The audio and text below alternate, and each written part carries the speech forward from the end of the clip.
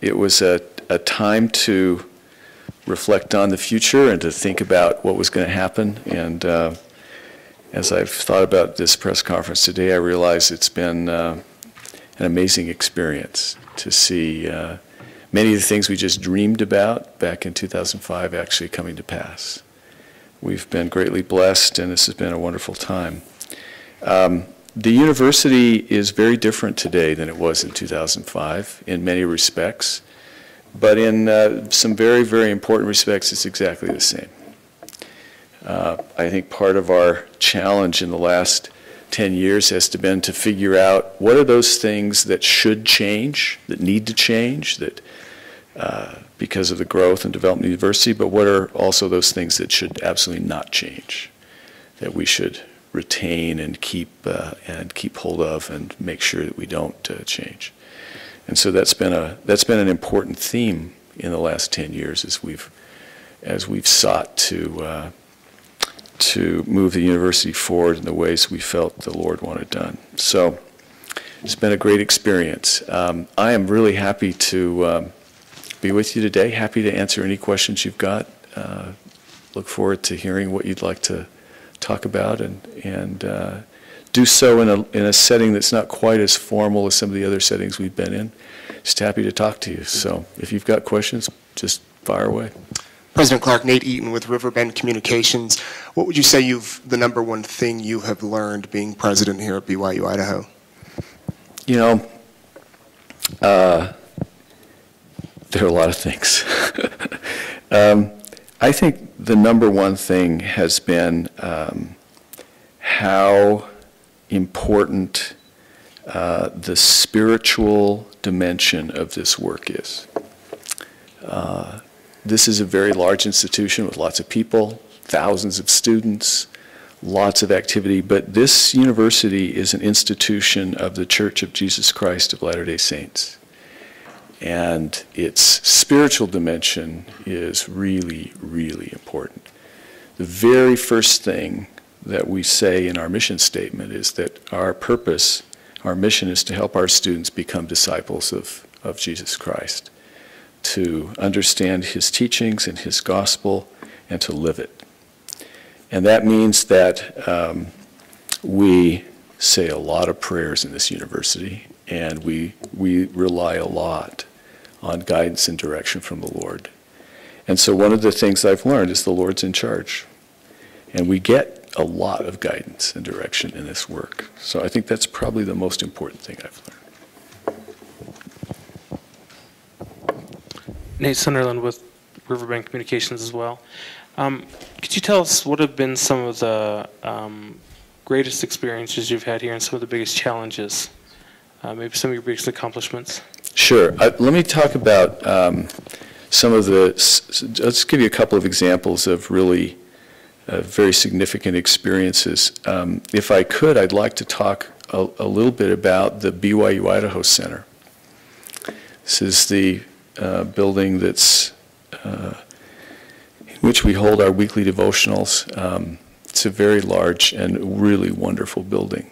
But I had an experience with that project that was taught me another very, very important lesson about prophetic leadership. So let me just describe to you what happened.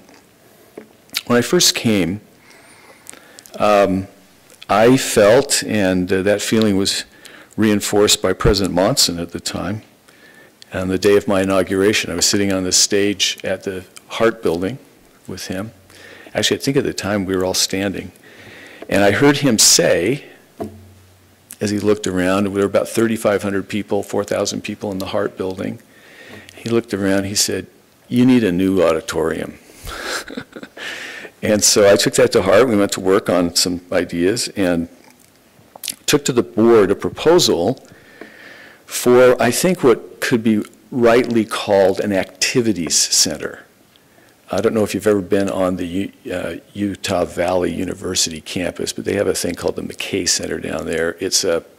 It doubles as an athletic facility or as a convocation center, and the way you do it is you have these bleachers that can fold up and roll into the wall, and then they come out, and that's kind of what we proposed. The board approved it, It was a building about half the size of this one that we have. The board approved it, but a couple of days later, I got a call from President Hinckley at the time. President Gordon B. Hinckley was president of the LDS Church at the time. Oh, excuse me a sec, I got to pick up the water I just dropped. And President Hinckley called me on the phone.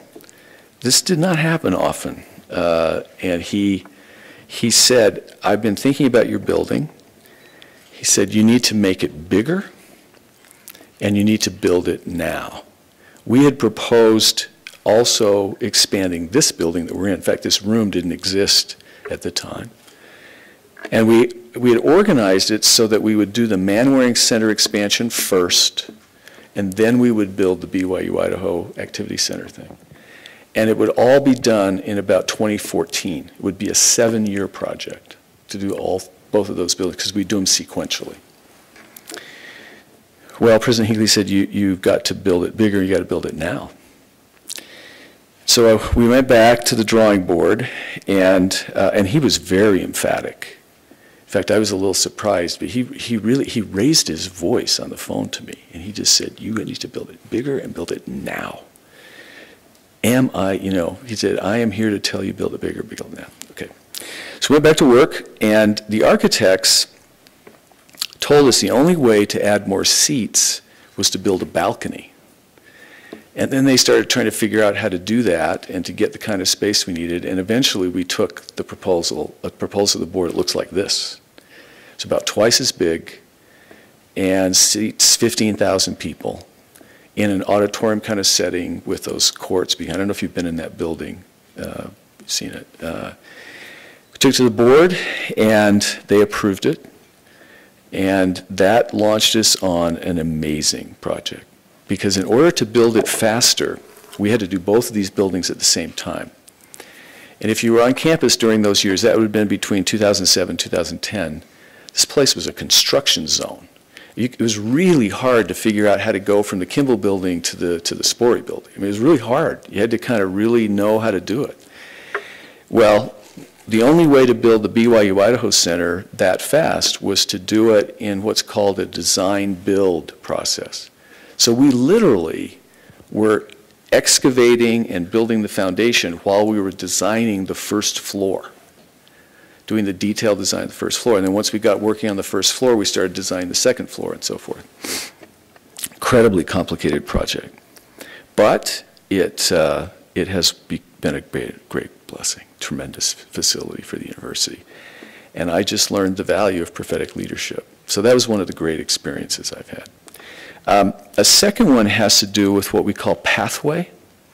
Pathway is a program where we combine online education from BYU-Idaho with religious education at one of the church's institutes. The church has institutes of religion in many, many parts of the world. It's over 1,000 institutes of religion around the world. These are basically buildings where students who are either in college or working young adults can come and get religious education.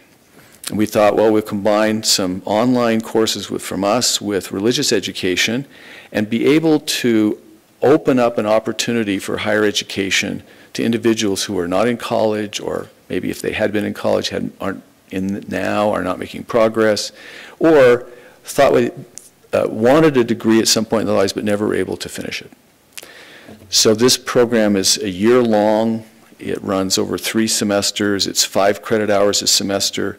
Students take 2 classes a semester, and it's like a bridge program from wherever you are to opportunities in higher education or in work, depending on what you want to do. So we started that program in the fall of 2009, and from that day, it has just been amazing to see. There is a tremendous unmet need for affordable, high-quality education. So we made Pathway in the United States. We decided to price it below our campus tuition and really below most even community college level tuition. It's about $65 a credit hour, and it's actually been that way since 2009. So we haven't changed it in the last 6 years. $65 a credit hour. Just to put that in perspective for you, if you don't follow higher education, let's just take the University of Utah. It's a good example. We could use some of the Idaho universities as well, but the University of Utah, credit hour at the University of Utah will run you pretty close to $300 a credit hour. So Pathway is offered at $65. So it's just about a fifth of the in-state tuition at the University of Utah. I think if you look at Idaho State's tuition's around $5,000 for 2 semesters, which puts Idaho State's tuition at about 160, 180 as credit hour, something like that. So it gives you a feel for where the tuition is. So we wanted to make it affordable, accessible, do it in your local area, and open up an opportunity that if you got through Pathway with a B average, we would waive all academic requirements. You don't have to take any tests. You don't have to even graduate from high school. If you get a B average in Pathway, you can be admitted into our online degree programs at the university. Well, that program, I'll just give you 2 pieces of information that illustrate this example of another really wonderful experience. In the summer of 2012, we had about 600 students in our Pathway program. This semester, so that's about 2.5 years later, we have 10,000. We are in 287 sites in 35 different countries. It has just mushroomed. It's amazing to watch. And it has blessed so many people's lives. It's just been so heartwarming to receive letter after letter, emails, testimonials from people who never, ever imagined that it would ever be possible for them to get access to higher education. They just never thought it was possible. They knew they couldn't afford the tuition they saw around. Many people didn't feel they could do it. They didn't have any hope that it was possible for them. And Pathway has given people hope, and it has made it possible for lots of people to begin to do that. And I'm sure that program will continue to grow. So those are probably 2 examples of really wonderful experiences we've had in the last several years. I hope that answered. You had a couple of other things you wanted to ask too. Do you want to challenges? I think the biggest challenge we've faced in the last 10 years has been a classic challenge, which is the university has grown significantly. So let me just calibrate it for you. When I began in the summer of 2005, if we added all the people that were associated with the campus, we had no online degrees at that point. There was no Pathway. So if you add those people on the campus, that was the people we dealt with. It was probably in the zone of 12 to 14,000 students, in that range, okay? Today, this semester, if you look at all the people associated with the campus, so all the students who are matriculated on the campus, our Pathway students and our online degree students, the total is 43,000 students. And so the university's really grown. And if you just take the campus, today we have about 16,500 students this semester.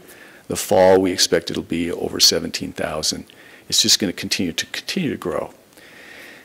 In that situation, the big issue we faced was how do we grow serving more and more students but not lose the sense of intimacy and personal feeling that has characterized this school for decades.